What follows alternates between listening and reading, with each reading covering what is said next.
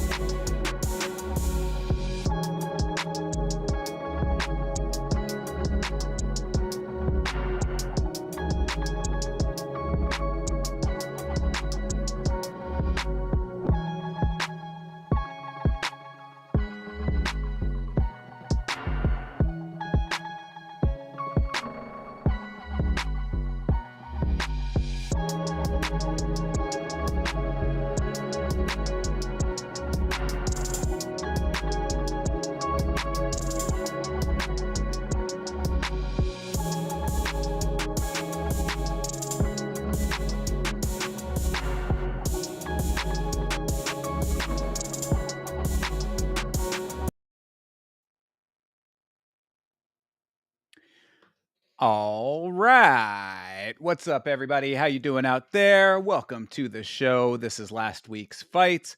My name is Thinker St. James, and as you can tell, I am solo for this episode tonight. My co-host Chase came down with a very serious case of being British, apparently. So I don't know if that's something that someone can recover from, but we're wishing him the best. Little under the weather, dealing with that. So I am solo today. This is the last episode of last week's fights for the year. And because of that, because also we are in the doldrums, the fightless season right now, we've been without events for a little while. I'm just going to go over some somewhat interesting news stories that I've found, talk through some of those, see how everybody's doing out there, get some of your opinions as well. What up, John Dong? How you doing, brother? So, to start it off, we got this pretty big piece of information, I guess I would say, depending on how you look at it. Let's get this up here. So, you may have seen this image going around today. This is the message from whoever the mysterious person is that runs crack streams or meth streams more specifically. I guess he also has a crack streams domain, but crack streams was an original website, an original place to find streams of events less than legally, I would say. And when that went down, the original version of it, meth streams popped up. And that was, for many people, a go to source for anybody who was looking for MMA content, most specifically UFC, but other MMA stuff as well. I mean, they would show Bellator and PFL events. You could see things like One Championship and Karate Combat, Bare Knuckle. I mean, there's a whole lot of stuff that you could find on meth streams, crack streams, and the like. And this image was going around today. It looks like whoever this person is that runs the domain is taking a break from streaming, they say. Now, I don't know how to really interpret that. A lot of people are saying that that means that the site is completely gone forever. Other people are saying, well, he's saying he's taking a break from it. Maybe he's just taking it down for a little while and coming back later. I mean, either way, for a lot of people, that's pretty big news, right? You know, a lot of people are not paying the exorbitant prices for pay-per-view events that are being charged, and they're going to these less than reputable websites to get the content. So, depending on how you look at it and how you consume the media, this is a pretty big deal, I would say. So, I mean, there's really not much else to say about it. I guess we can just read through it real quickly. If you're just listening to the podcast, it says, I'll be taking a break from live streaming. Reminder that the only domains in which I operate are methstreams.com and crackstreams.in. You'll most likely end up on sites with similar names. These sites are not owned by me, so proceed with caution. Join the Discord to get the latest news on my return. Happy New Year's, and capital letters thank. And then in parentheses, OGs will know what this means. So, all right. um, I guess based on that last part, the Discord link, which is a link, you could say that he is just temporarily taking the sites down, does plan on bringing them back at some point. There are a lot of places around the internet that mirror these less than reputable streams. And as was mentioned in this post, there are a lot of other sites that use the crack streams, meth streams, root portion of the domain. So that being the first part, and then the extension is the second part, I believe. Anyway, I'm not an expert on that type of thing, but you'll see whatever dot to or dot ru or whatever it is. So there are going to be other places that will be having these, again, less than reputable streams. I don't know anything about this kind of stuff, of course. I make sure to always procure my MMA content legitimately. So this does not affect me in the slightest. However, it does affect a lot of people. And if you look at the side of the screen here, some of these responses, people are already asking for the next best alternative. People are saying pour one out. The post itself that this is actually from, I think, basketball account here. It says, we lost a legend this morning, RIP meth streams. So this also affects a lot of other sports too. This wasn't just for martial arts and combat sports content. It was for sports in general, and I would assume some other types of content. I'm not too sure about that, but either way, kind of big news. And I wanted to lead in with this because it goes into the next story that I wanted to cover.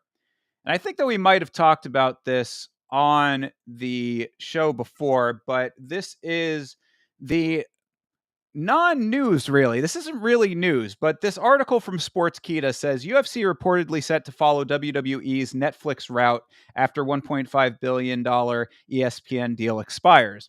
Now, the reason I say that this is not news is because A, these rumors have been going around for quite some time.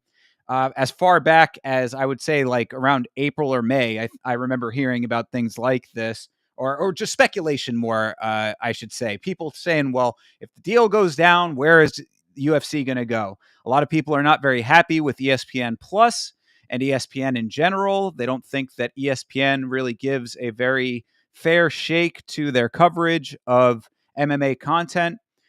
I think that ESPN does an okay job. ESPN Plus, not so great as a streaming service in general. So there are some issues there. But on the whole, I'm not super negative towards ESPN when it comes to their coverage of MMA. It's certainly less than other sports.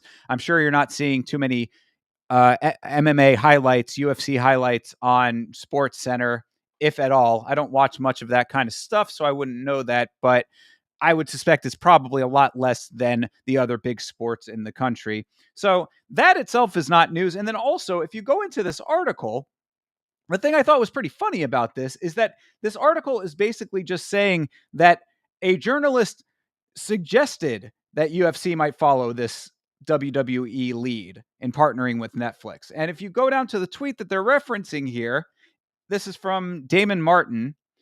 And it says, a lot of industry folks seem to believe Netflix is the leading candidate to land at least part of the UFC's broadcast rights in 2025. It's not really saying much beyond that. Now, I guess we can go to the MMA fighting link that he's referencing here, but as for the actual as for the actual tweet itself, It's just saying that this is a possibility. So, what real good is that? This is basically reporting news, but it's really more reporting speculation, which is what it always has been at this point. So, this article that it's referencing is just about Netflix, saying that they learned a lot from the live streaming field after the Jake Paul Mike Tyson fight. They better have learned a fuck ton, because that viewing experience was atrocious for me and many other people. And I couldn't imagine having to deal with that for any of my UFC content. But in here, it talks a little bit about the WWE deal. Doesn't really say anything specifically about the UFC, like an actual deal between them and the UFC, except just to say that as of now, the UFC's deal with ESPN runs through the end of 2025. So there's no telling if Netflix could potentially become a player for the broadcast rights deal, but talks are expected to begin early next year. So that's the real news out of all of this, is that they might be in conversation at some point. Other than that, you really don't get much out of this. So I just thought this is funny, this initial quote unquote reporting from Sportskeeda, because it's just saying that a journalist suggested that this might be a possibility. So why am I talking about reporting that's not actual reporting? Well, I'm curious as to what actually is going to happen. And I think that the big thing I wanted to get across here is that whoever gets the rights to the Netflix, to the UFC deal, rather, whether it's Netflix or anybody else, whoever gets the rights to the broadcasting of UFC's content, I hope that they do not end up going down the route of splitting it over multiple outlets. Because with Raw, I believe, or WWE, I think Raw is one of WWE's properties. With WWE, they have multiple outlets that you have to go to in order to consume the entire catalog of content from the organization. And that really is annoying as fuck. It's already annoying to have regular aired events in fight nights and then have to have an additional premium on pay-per-views.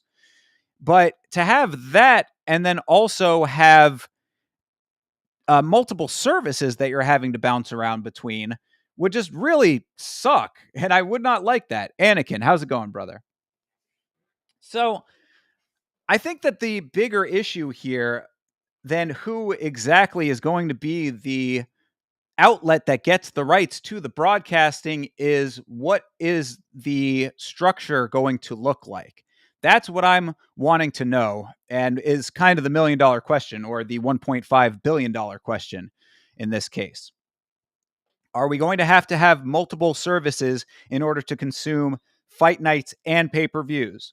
Are they going to up the number of events per year if there are multiple outlets? I have heard, and I would really like if they have a dedicated service. I think it was one of the TKO Holdings executives was talking about this subject and said they were thinking about possibly going away from the pay-per-view model altogether. I said that if that is the case, that would blow the doors off of this sport entirely, because when it comes to MMA already being somewhat fringe, being very inherently violent compared to other major sports, but still trying to be a major sport in the United States, at least globally, of course. But when we talk about the United States and the landscape of sports here, you've got the major four being football, baseball, hockey, and basketball. If you want to compete with those types of entities, I don't have to pay extra to watch the Super Bowl. I don't have to pay extra to watch the NBA playoffs. In some instances, you might have to pay extra to watch certain select games throughout the year, but on the whole, you don't have to be bouncing around a whole lot in order to get the content mostly. But I think it's changing a little bit with certain sports. Like I believe the NFL has some events that are aired on um, Amazon, and I think some are on Netflix now. I think I was over at my parents' place not too long ago, and there was a football game being aired on Netflix. So the whole landscape is kind of changing, and it would just be really unfortunate to fragment the UFC's content and then still have pay-per-views on top of that. I would really like them to go away from the pay-per-view model, because the pay-per-view model is a huge barrier to entry. And that circles back to what we started off with the whole going down of meth streams. If you think that one of these streaming sites going down is going to change anything, you've got another thing coming. There are a million of these clandestine streaming outlets out there, and there's always going to be one that's going to take the place of the one that goes down. There is a lot of ad revenue that is generated on these illegal streaming websites. If you've ever been to one, not that I have, of course, but if you have, you would know that they are full of ads, full of pop-ups, probably malware, but that's another story altogether. Either way, there is a lot of ad revenue generated, and if you are hosting a site like that in a country that does not regulate their internet as strictly as the United States might, then that's a huge source of revenue. So all you really would have to do is, let's say, pick a country. It doesn't really matter, but for the sake of argument, let's just say Turkmenistan. If you live in Turkmenistan and have a stable internet connection, one purchase of the subscription to ESPN Plus, probably via VPN or however it would have to work. I don't know the logistics of that part, but all you need is access to the event one time and then simulcast that through your website, and you could be generating 10,000% returns on your $80 investment for the one pay-per-view purchase. So I just hope that the UFC understands that you will get a lot more in the big picture if you consolidated all of your content and dropped the price considerably as far as the overall package. You really should go away from the pay-per-view model, but if you're going to stick with it, make them affordable. People cannot afford to watch this sport religiously. The people who watch it at the level that many of us do as fans of the sport are not paying for these pay-per-views because it is outside of the scope of what an average human being can afford at this point. $80 a month is a lot of money. That's somebody's fucking, I mean, at least a portion of their grocery bill, a large portion of their electric bill, that type of thing.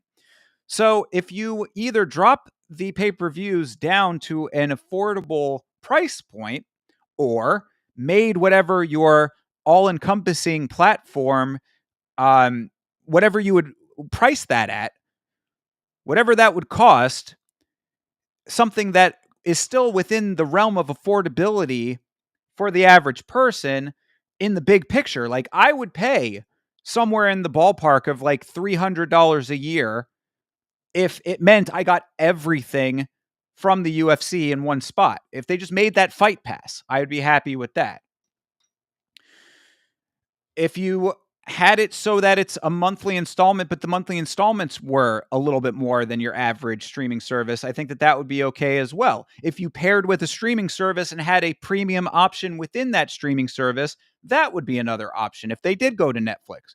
After the Mike Tyson-Jake Paul fight, I would certainly not like them to, considering how atrocious that experience was for me. But if they did do that and it was stable enough to handle something as large scale as the UFC, I would conceivably purchase a Netflix account and pay the extra 90, 100, 200, $300 a year to get everything and not have to pay a la carte, not have to pay per view, as it were. No pun intended. So the point of all of this is that we've got through the end of this coming year. 2025 is fast approaching, only over a day away, of course. And we've got ESPN Plus through the end of the coming year. After that, it is open field, open season as to what the UFC is going to do. Hopefully, it is not going to be spread so far that it's going to become a hassle, more so than it already is, to follow this sport. Because we were having this discussion in the Discord as well, that if you are a fan of the UFC specifically, let's take a step back. Let's say you're a casual fan. First of all, you're probably catching pay-per-views infrequently, maybe at bars, maybe at friends' houses, maybe the occasional fight night if you know somebody with an ESPN Plus account. But if you're a casual fan, you're really only doing destination viewing, doing appointment viewing for specific fighters, I would say. Maybe some people who are slightly above casual, if there's like a spectrum and there's hardcore and casual, somewhere in that midpoint, maybe there are people who are trying to catch more than just a few here and there. Maybe they're trying to go out of their way to go to a good amount of them, but they're not purchasing a subscription for it. The hardcore fans are purchasing a subscription for ESPN Plus currently, and then having to come out of pocket, for pay-per-views or going to these illegal streaming services. It's the point is that like you're in a position that it's very difficult to just follow the UFC. So if you want to be like a fan of the sport in general, it's even harder on top of that because you have not only the UFC, you've got one championship, you've got PFL Bellator, which also is on ESPN Plus, but also has a pay-per-view model on top of it. You've got Karate Combat now. You've got bare knuckle boxing. You've got all of the other smaller promotions like bare knuckle MMA. You've got KSW. You've got Octagon. You've got all of these other promotions, Cage Warriors, Cage Fury. I mean, like there's a million that all crop up. You get a lot of that on Fight Pass, but think of all of the touch points that I just mentioned there and where there is a price associated with each of them. That is the issue that I think is at hand here. It's already hard enough to just be a UFC fan. If you are an MMA fan, combat sports fan, God help you if you're a fan of boxing on top of mixed martial arts. That's astronomical at that point. But in the boxing world, there was Turk Al Sheikh or whatever. I believe that's the guy from Turkey who dropped the pay-per-view price to $20 for one of their recent boxing events. Hopefully that was a good move for him as far as people actually purchasing the pay-per-views. I would hope that the UFC would at least at some point try that out and see what the reaction would be from the fan base, because I promise you, there are tons of fans, tons of individuals that would love to just buy it legitimately. You know what I'm saying? I mean, there are a lot of people that it's just a barrier to entry that they would like to be able to cross, but are not shelling out $80 for it. God help them if they raise the pay-per-view price again, which the UFC is probably trying to do. In this economy, things keep going up and up and up. So $80 now, possibly $90 next year. I'm not saying that that's confirmed or anything, but it's not out of the question. It's not inconceivable. So you're denying a lot of individual fans of the sport because their whole philosophy is, oh, well, we have the pay-per-view model because people are going to buy the pay-per-views and then watch it with their friends, watch it with multiple people. Bars and restaurants are going to stream it, that kind of thing. It's like, if you want the sport to be as widespread as it possibly could be, you have to consider the individuals. Consider the nerds like myself, like my co-host Chase Parton, who is not with us, that sit there alone watching these events. I sit with the Vitz King watching the events often. You know what I'm saying? That's two people. That's one guy in Chase's case. That's me solo, and if I'm not with Vitz. There are tons of other people out there who are not having huge parties for every pay-per-view. You really think that fucking some random pay-per-view is going to end up getting like a huge watch party for it? Like, I would say that outside of certain regions of the world, like any of the Russian fighters are not necessarily even drawing huge like crowds of people having parties for these events. Speculation, of course, but I would say that that's probably not too far off. Islam Makhachev probably is not drawing massive amounts of people, at least in the United States, to all get together and watch these events. So if that's the case, then it would behoove them to lower the barrier to entry. It's my thoughts on that, at least. I mean, so all of this, when it comes to the pricing of everything, is just it's hard to navigate this sport for the average individual. The people that get into it, that's how you can tell fight people as well. The people that like are hardcore fans, like they're the ones that are bouncing around all over the place looking for the events and having to go backdooring into being able to watch Mike Perry fight in bare knuckle boxing.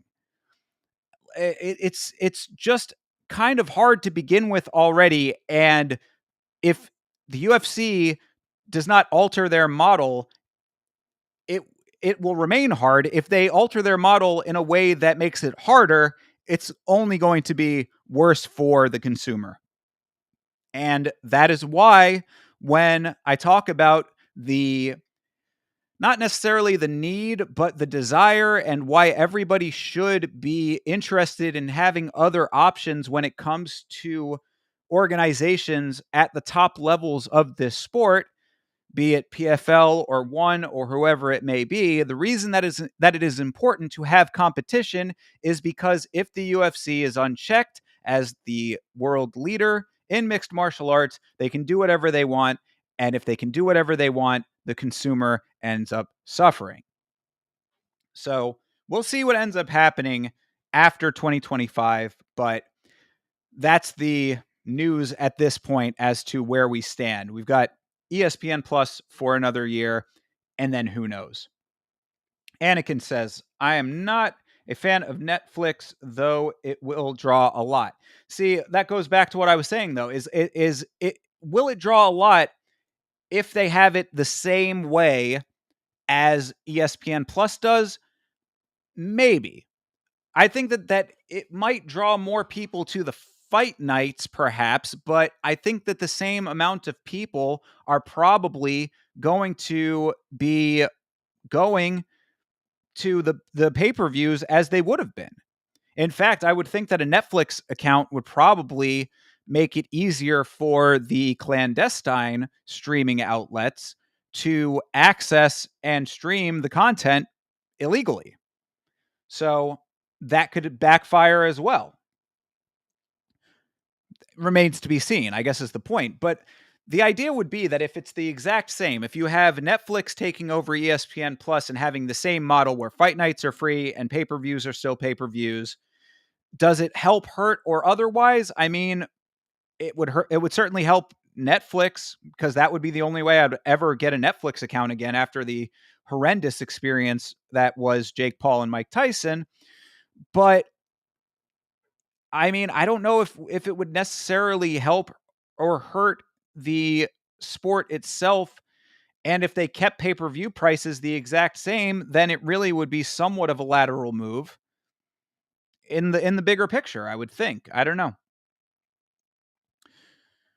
Anakin also says WWE is no longer on USA Network, which was around for ages. Oh, okay. So WWE went away from USA Network. So, but you still have to go to multiple outlets in order to watch WWE content. Do you not? I thought that that was still a thing. Like Netflix has certain things and other services have other things. I don't know if that's the case or not, but I thought that that's what it was. I thought that's what I had seen about it. So anyway, either way, regardless of all of that stuff, it's really up in the air as to what is going to happen regarding the UFC's deal after ESPN. I would think that it would be very wise for ESPN to put up a fight to try to keep the UFC because I believe it's one of the most major um, premier sports organizations that it has as its primary outlet. That they air exclusively, I guess I should say. I know for myself that even being a hockey fan, I very rarely get to watch much hockey on there. It is good for that. But if the UFC went away from ESPN Plus, that would instantly nix my subscription there. So one less sub in that regard. Um, yeah, I would think that they should probably try pretty hard to keep the UFC, but it's going to be open season and we're going to have to see what ends up happening and who makes the best deal. I just hope that whatever the best deal is, it makes it easier, not harder to consume the sport. So that's where we will leave that one. And I also, again, just thought it was very funny that Sportskeeda is reporting on a suggestion. A lot of big money involved in all of this, though. As we were saying at the top of this thing, $1.5 billion was the ESPN deal. A lot of B's in the numbers that are going around. So that is that. Moving on, another story that I thought was kind of interesting was this Conor McGregor boxing Logan Paul in India dealy. Don't know where this came from or why it came about, but all of a sudden recently we saw Conor McGregor and I guess Logan Paul talking about potentially having a boxing match in India. Why is that the case? Who knows? I guess there was speculation that the match had been off, but according to MMA Fighting here, Conor McGregor is certainly acting as if he'll be boxing Logan Paul in India. The UFC superstar who hasn't competed in the octagon in nearly 4 years. Nearly 4 years, people. 4 years without Conor. 4 Conorless years. This fucking guy is going to go over and box Logan Paul exhibition. Conor claimed earlier this month that before he returns to UFC competition, he's actively pursuing an exhibition boxing match against the WWE star, that being Logan Paul, claiming he was in preliminary agreements with the Ambani family. I guess the Ambani family have a very large amount of money. That was on December 17th. Or they were saying that on December 17th, there was a social media post that seemed to be the end of things. But an unconfirmed report from Fightbook MMA on Sunday says the bout is set to take place at Wankhede Stadium in Mumbai, with each fighter expected to make an astronomical $250 million each. Good fucking Lord. Crazy amounts of money being thrown around willy-nilly for an exhibition boxing match that means absolutely nothing, and both of them would probably take less than seriously at best. McGregor seemed to almost confirm the report on Twitter, responding with a pair of emojis, one being the India flag and the other being a heart. I don't think that necessarily confirms anything. Now, whether or not this is happening, why is this even in discussion? Well, Conor McGregor, as you might know, recently had a civil lawsuit and was found not criminally liable, but civilly liable in that lawsuit. Had to pay out a large sum of money to an accuser, was accused of some pretty heinous things, lost a lot of sponsorships, a lot of career opportunities from that, perhaps. I think in the big picture, he will still be fine, but Brandon Schaub, who knows where he got his information from, but was saying that he thought that Conor might have blown through a good amount of his money and may be lacking in funds a little bit. I would tend to doubt that unless Conor was a serious, serious idiot with his money, but I can't speculate too much one way or another on that. You never really know what's going on behind the scenes as far as the money situation goes. Either way, $250 million, pretty enticing to both Conor and to Logan. Logan, who already is making money hand over fist with his Prime Energy drink, although I believe that that has started to subside. He had that Prime lunch box thing, the Lunchables knockoff that he did with Mr. Beast that apparently was a pretty big disaster. So, I mean, I'm sure that he's doing just fine. And honestly, I would tend to believe that Connor is doing just fine too. But $250 million is indeed, as this tweet says, a mega fight.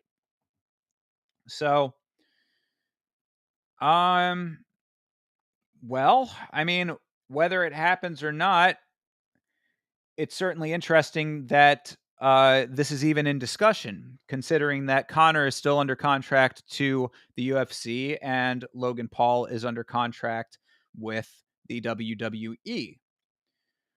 Both of those being TKO Holdings brands. So both of them being under the same umbrella could actually make this somewhat plausible if the UFC is somehow, or if the TKO Holdings brand is involved somehow. I mean, that in and of itself makes this plausible for sure. This Ambani family is apparently extremely wealthy here. Reading down a little farther into this article, the Ambani family, most notably Mukesh Ambani, who has a net worth of over $96 billion. Jesus Christ. They're throwing out money like, Halloween candy, apparently. So, this could happen, perhaps. Still unconfirmed. I don't know. I don't really know what else to say about this, honestly. It's like I would prefer if Logan Paul would just stay doing, like, Logan Paul should not be doing boxing in general. You know why? Because Logan Paul is not a good boxer. Logan Paul is a boring boxer. He's not an effective boxer. Saw his fights several times. Saw his fight with Floyd Mayweather. That sucked. Saw his fight with Dylan Dennis, if you can even call that a fight. That sucked. A fight with Conor McGregor, who gives a fuck? An exhibition fight? Like, I don't understand where the value in this is. That's why when I say I don't know what to say about this, it's like, not that I couldn't say a bunch of stuff. Sure, I can pull a whole bunch of speculations, theories. Oh, who would win? Who would be the better man in the moment? Blah, blah, blah. It doesn't fucking matter. I don't care at all. Why would anybody care about any of this? I couldn't imagine giving a legitimate fuck about something like this. Yes, the event is set to take place in India. And this Mukesh Ambani is certainly wealthy enough to make that happen. The tweet also did say that it's part of the historic Visit India campaign. So this could be a nice promotional piece in that regard. Of course, Riyadh season has been sponsoring a large number of combat sports events in promotion of Riyadh season. The Visit Riyadh version of that for Saudi Arabia. I I mean, yeah, I guess that it would certainly bring a lot of eyes to the region. That's great. India is notably a country where combat sports have not taken hold 100% just yet. Of course, we know about Pooja Tomar, the first female Indian fighter in the UFC. That was just recently that she fought. So for the first time we ever had an Indian woman in the promotion. Very few male Indian fighters. So, I mean, there's some value to it in that regard in the big picture, I suppose. But as far as this fight itself goes, I think that's the only value to it. Who is really looking forward to that? I mean, like, it's one of those things too, where it's like every time I say, who is actually going to tune into this? Who watches this crap? I end up being the person that watches it. So, egg on my face for all of that anyway, right? So it's like, yeah, are we all going to tune in for this less than stellar bullshit the same way that we all tuned in for Jake Paul and Mike Tyson, knowing how that went after the fact? Probably. It's Conor McGregor, at least you'll get some somewhat halfway decent lead up potentially, even though his trash talk has been pretty trash itself lately in his last outings. So, I mean, at the end of the day with all of this, it seems like nonsense. It seems like static, just buzzing in my ear over here that I don't really care much about one way or another. But there is a lot of money involved in it. And if it is something good for the country of India, then so be it, I suppose. I guess we'll finish it off with Jake Paul, who released a tweet about this. What did Jake have to say here? He says, now it all makes sense why Conor McGregor and his management team have been desperately trying to get MVP to negotiate for a fight between us. That's interesting. So they want to have Conor McGregor fight Logan Paul and MVP fight Jake Paul. All right. In boxing, I mean, we saw what happened to MVP when he boxed Mike Perry. Apparently, a pretty decent fight, and apparently one that had to go into an extra round, I believe, if I'm not mistaken. I think I'm remembering that correctly. So, I mean, I guess there's potentially something there, but who even really gives a fuck about that either? These are the combat sports equivalent of celebrity boxing. Like, is it interesting to see someone who is not a boxer go in there and box? Perhaps. But is there any actual substantive value to it? I don't think so. Not to me personally.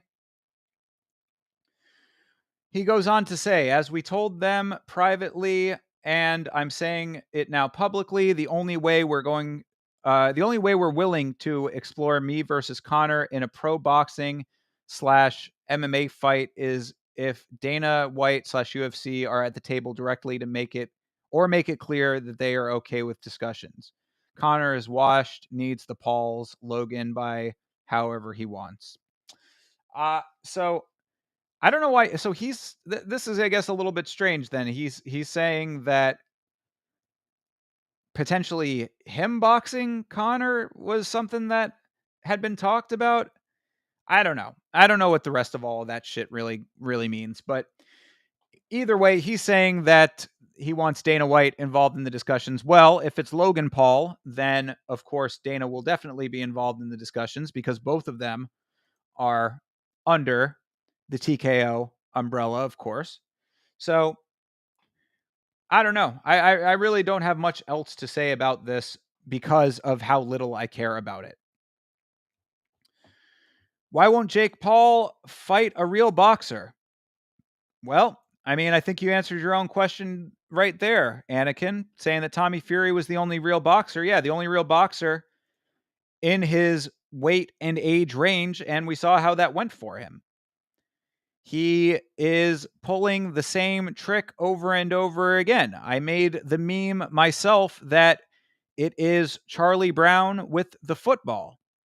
He continuously sets us up. Everybody hopes that this is going to be the time that he gets knocked out by a person who has no business being in a boxing ring. And time again, he wins because he is just, because he is the better fighter based on the circumstances of that specific moment, not in the big picture. You'd have to be either 10 years old or one of the craziest human beings on planet Earth to ever say aloud and mean it that Jake Paul is a better fighter in the grand scheme of things than Mike Tyson was.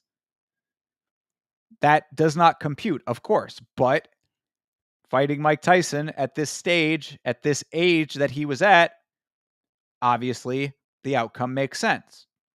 Same with any of the fights that he has been in with past their prime MMA fighters, boxers, fighting basketball stars. I mean, like, it's all the same shit, and people fall for it hook, line, and sinker over and over again. Logan Paul is even worse, in my opinion, because Logan Paul is not like he's not even entertaining in the match. Like, at least you could say that Jake Paul is somewhat improving as a boxer. He's been in enough boxing bouts at this point that he's getting slightly better. His movement is a little bit better. His punches are a little bit crisper. Perhaps. Maybe that's even being generous. But you could say that at least there is some semblance of value there. Logan Paul needs to stay doing his gymnastics over in the WWE. He does not have any place in a boxing ring. This dude is not worth the paper they print the cards on when it comes to boxing. So, him versus Conor in an exhibition match where neither of them are going to give a fuck, they're going to secure $250 million apiece. Why would either of them have any incentive to actually go out there and try? It does not count towards a record. It does not matter in the grand scheme of things if the purse is guaranteed. Logan is made for WWE, but not boxing? Absolutely. 100% correct. Apparently, he's very good in the WWE, from what I have heard. I have heard that he is a very skilled professional wrestler. I guess his sells are very good. He's very athletic in that regard. That's fine. I got no problem with any of that. Stay doing that. You have found your lane. You have found your niche. There is nothing wrong with that. If anything, I would think that that would be a great thing in the broader picture because it legitimizes all of the other bullshit that has surrounded him throughout all of his quote unquote career. You know, the Japanese forest incident is in the rearview mirror if you're making everybody smile when you're jumping around from the top rope. So stay doing that. Stop with this garbage, this absolute malarkey. But if this Mukesh Ambani is shelling out $250 million, then who am I to say anything, right? I mean, obviously, I'm not in the first place, but I don't think anybody's going to be able to tell him otherwise. I think the unfortunate truth of this, and it's never going to happen, but still the truth, is that if we want these dumb spectacle that don't like it's you can't even call them spectacles because they're not like a spectacle denotes some kind of grandeur, some level of eye-catching, attention-grabbing entertainment. These are not that. These are facades of combat sports. But if we want them to stop, the unfortunate truth of it is to not tune in, is to not give our attention to these people or these enterprises. But we're going to. So the cycle perpetuates itself. Anyway, point is, Conor McGregor perhaps fighting Logan Paul in India for a hell of a lot of money. How does that fight go? Blow it out your ass. That's all I mean, how does it go? Who cares? Fucking draw. I guarantee you that neither of them are going to be throwing with any kind of intensity. It's going to be a lot of feet shuffling, a lot of baby jabs. One of them outpoints the other. They both raise their hands at the end of the day. And that's, a funny part about the Logan Paul tweet as well, where he says, Conor is washed, needs the Pauls, Logan by however he wants. Logan by however he wants. Logan could not finish Dylan Dennis. And he actually wanted to finish Dylan Dennis. I would suspect he had incentive to finish Dylan Dennis. All of the amazingly over-the-top things that Dylan Dennis was saying about Logan Paul and more specifically his wife. Things that crossed a line that really probably should not have been crossed. Either way, did not finish that fight. He couldn't finish lunch, let alone a fight. So, I guess that's the end of the story on that one. Logan has the frame but can't box. Yeah, I mean, I guess there is a point to that. I guess you could say that, well, he's got size on Conor. Again, it doesn't matter. None of it matters. It's an exhibition fight. It is. This is the WWE version of boxing, I would say, where both guys are getting paid an exorbitant amount of money to go out there and dance around for a little while. They're performatively fighting. It's not actual fighting. It's performance art. Interpretive dance fighting. So, whatever. We'll see if it ends up actually happening or not. Does Connor actually need the money? Maybe, probably not. Does Logan need the money? Probably not. Would they like the money? Who wouldn't? That's where we'll put an end to that one. All right. Moving on.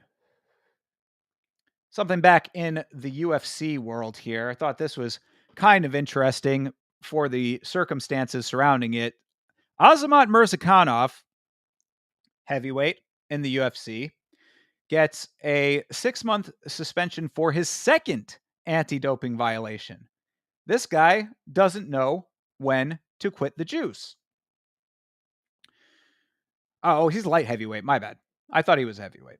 Did he not fight at heavyweight at some point? Maybe I'm misremembering that.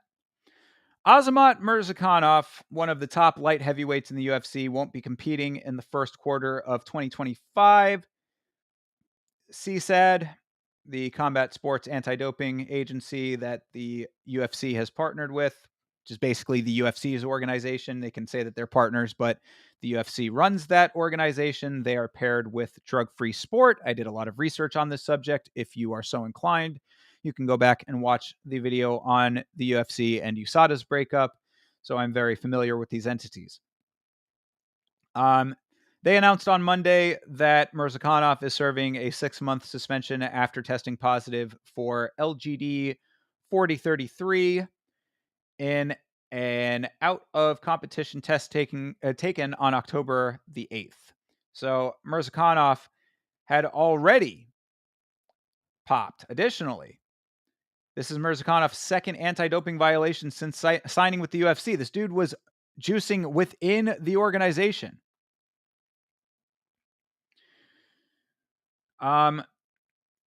This doubles his suspension from 90 to 180 days. In 2019, USADA, I just mentioned, the previous testing organization that the UFC used to partner with, announced a 2-year suspension for Murzakanov stemming from a 2017 violation ahead of his scheduled UFC debut. So this dude really does not know how to get out of his own way when it comes to the PEDs, man. I mean, they're saying here that the pop came from a dietary supplement that Murzakanov submitted. It showed a low level presence of 4033, which was not listed as an ingredient on the label. So you could say that this was an unfortunate mistake. Perhaps it'll get overturned. I doubt it. They very rarely overturn these things.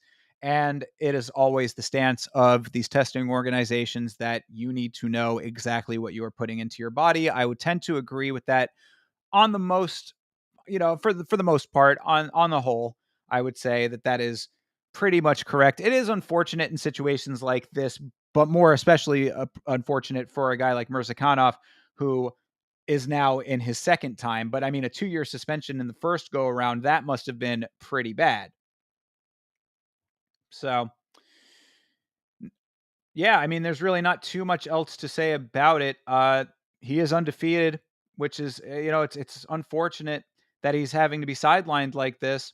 I remember his last fight being pretty goddamn good for him. I remember noting, I was like, Azamat Murzakanov, definitely a name to keep in mind. As Anakin's saying here, yeah, Azamat is a very good fighter too. Sad to see this. Yeah, I guess sometimes it is just the way of it. But I would posit that he's got to be extra careful if he had already popped the first time.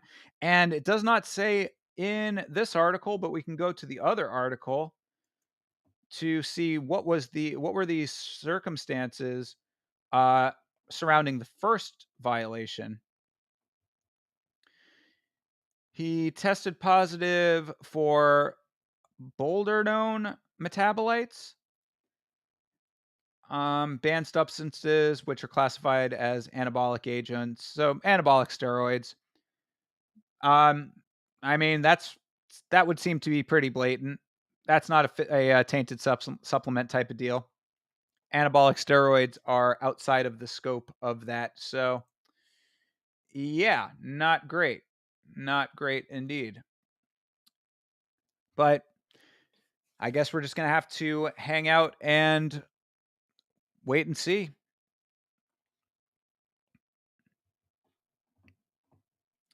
Something similar happened to Hamdi, and he's fighting in Saudi versus Pogues. Oh, really? Okay. I mean, maybe there's something going around on that side of the world, you know? A lot of these guys training together, possibly some tainted supplements just in the purview. Or it could have also been that there was a larger amount of the supplement ingested earlier, and then a tainted supplement is a convenient excuse. I have heard that before, that there are certain fighters that will ingest a larger quantity of a banned substance and then get off of it. And if there is any trace amounts of the supplement still in their system, they will have at the ready a supplement that can be passed off as one with trace amounts of that supplement in it to say, look, it wasn't really all that. It's basically a saving face type of measure. I'm not saying that that's what happened in this case. I'm just saying that that is something I have heard before. They take a large amount of something, come back, oh, you popped for a small amount. Well, I have the supplement that I was taking. Maybe it was in that. Comes back with the same supplement, the same agent in it that was what they were initially taking more of. They can at least have some plausible deniability to say, look, I didn't know that it was in there. I've been taking it. You can see that all of my other levels are somewhat similar. When it comes to the other ingredients in the supplement, a lot of times they will mirror the other ingredients in the supplement. It's a really complicated system, and going a long roundabout way to get yourself out of a sticky situation, even though you're still in a sticky situation. So it's not the best thing to do, and it seems a hell of a lot more complicated than just fighting clean. But regardless, that probably wasn't the situation with Osmot. Perhaps again, I can't say one way or another, but unfortunate that he is out yet again. The man is all kinds of hot pissing, sadly. And I know that it is somewhat of a shorter one if we end on this, but the last thing that I have for today is Igor Severino making his return to combat sports and leaning in to the Hannibal Lecter gimmick based on his bite of Andre Lima earlier this year. What's up, 46? How you doing, brother? Last movie to make me cry. Also, what a year it's been in the UFC. um, Last movie to make me cry. That's a tough one, man. I'd have to think on that one a little bit. Uh Yeah, get back to me on that one. Let me. I'll hit you on the Discord about that. But yes, it has been it has been quite a year for the UFC for sure. Certainly wasn't any of the movies that I've seen recently. I saw a couple of movies actually. I don't usually watch a lot of new movies, but there were a couple that I wanted to see, and I've been knocking them off since we've been in the off season here. And not many of them were great, to be perfectly honest. I saw the what was it called? A Complete Unknown. That's the Bob Dylan biopic. Did not like that in the slightest. I saw Joker 2, thought that that was not great, and then saw Nosferatu, and that was good, but not great. So, watching a lot of current movies, none of them really resonating with me. Although I also did watch a documentary on what was it called? Chiefs Maniac? No, Chiefs Fanatic. That's what it's called, I believe.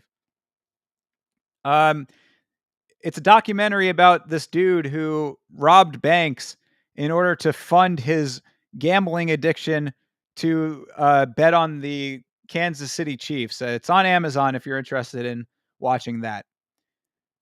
Did not make me cry though. None of those movies did. Anyway, back to Igor Severino. So Igor Severino is back. He embraces the Hannibal Lecter gimmick in his first fight after the UFC suspension. I mean, it was not, they call it a suspension all that they want. It was a expulsion. He is out of the UFC. But he's back. He's back and he is fighting in Octagon now. Octagon 65. And actually, might have to tip the hand on this one. He won his fight. And I liked this headline, Cage Side Press getting a tip of the hat for the for the play on words, the little the cheeky pun in the headline. Igor Severino gets past Jonas Margard by the skin of his teeth at Octagon 65. Very good. But you can see here, still in the Hannibal Lecter getup. So Igor Severino says, "You can't make me feel bad about biting a guy. I'm going to lean all the way in, Henry Cejudo style. You can't make me feel bad about being cringe. I'm going to be extra cringe," in Henry's case. I don't know. I don't know if it's necessarily going to work for him, and I certainly don't think it's going to get him back in the UFC. But this is the case. He was suspended for biting his opponent, Andre Lima, during a UFC fight in March. If you recall, the bite mark was right there on the inside of the bicep. And Andre Lima ended up getting it tattooed on his body in commemoration of the bite itself and also the $50,000 that he got as an additional bonus, also known as the I got fucking bit bonus. All right. you know? So, yeah, coming back in Octagon. Octagon taking place in the Czech Republic, place that Yuri Prohashka is certainly familiar with. I'm fairly certain he fought in Octagon.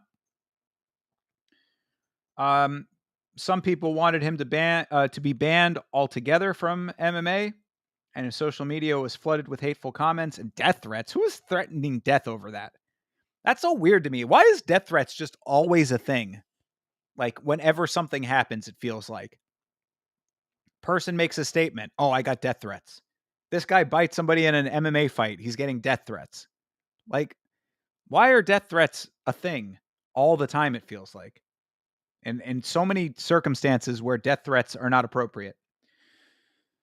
The 21-year-old talent who was whose DQ loss was his first defeat as a professional MMA fighter. What a way to lose your O. He believes that all the publicity is good publicity. Oh, good Lord. Yeah, he really is leaning in. Octagon also embraced that, referring to him as a disgraced UFC star when announcing the fight. Damn. I mean, I guess he got, look, I'm kind of getting on his case about it, but it's like, what do you do in a situation like that, right? What do you do? I mean, you either go the contrition route, which I would say would probably have been the smarter way to go, which I think he tried to do. I think he tried to say that it was a bad mistake. It was a big mistake on his part. He was sorry. He was apologizing to Dana. Dana wasn't hearing it. So it's like, look, I mean, if it isn't going to work one way, I guess you got to go another way, right? The bite became viral worldwide, Severino told MMA Fighting. News channels that had nothing to do with MMA were talking about it, so now I'm used to that. I'm using that to my advantage. I have the mask. I'm having some fun, but it's just a joke. That won't happen again. Yeah, I fucking hope not.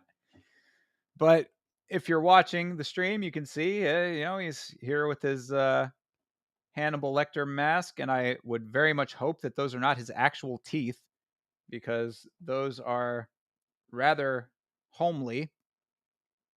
I believe that his opponent, in this other article, it said that his opponent had threw a toothbrush at him at the weigh-ins, or at the face-off at least, and told the Brazilian to brush his teeth, which caused security to separate the pair. So, they did their thing. Apparently, Severino was able to best this opponent, Jonas Margard. Jonas Margard. and got himself a win in Octagon. So glad that, it's like, look, it was a dumb mistake. It was a really, really, really dumb mistake, I would say.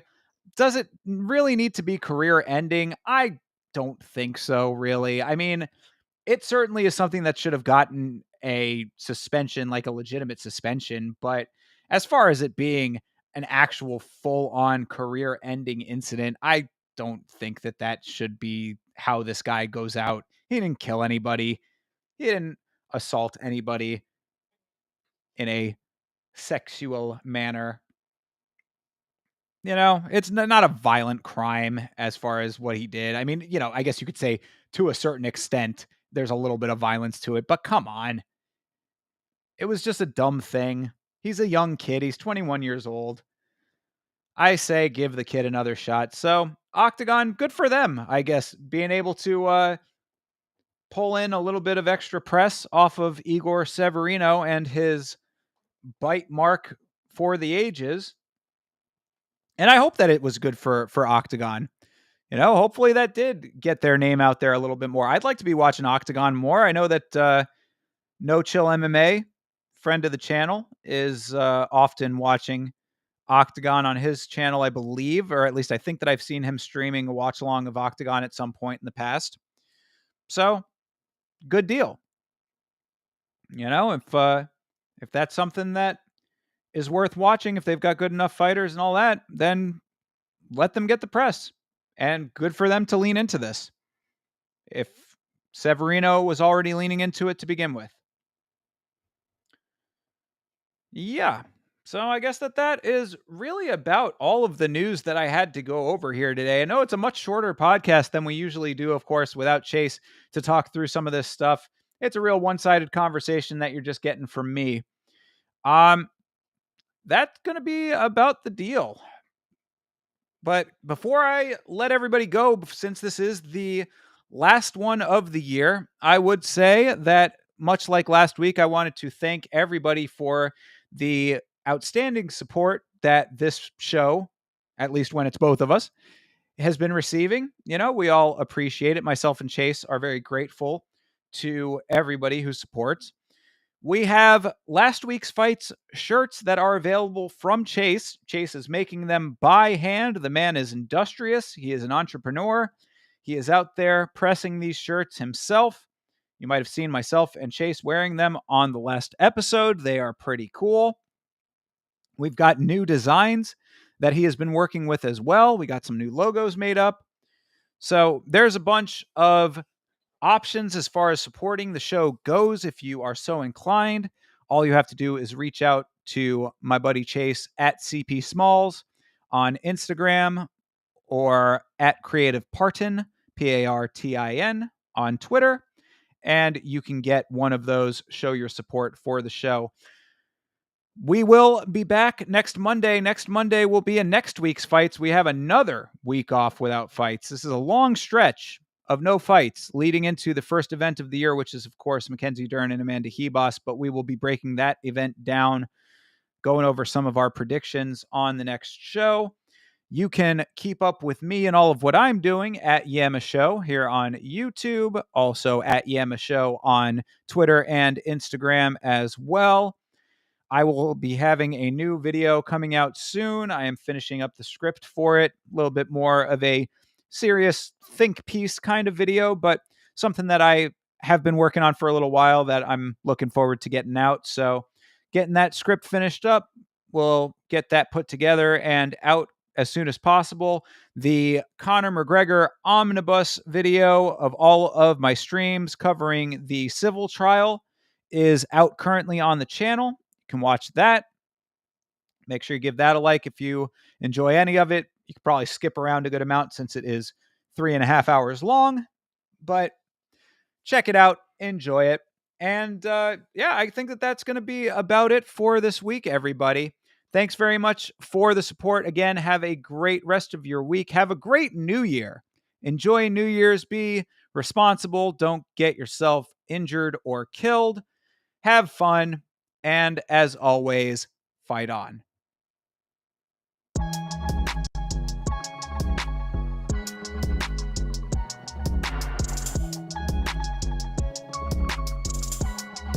St. James.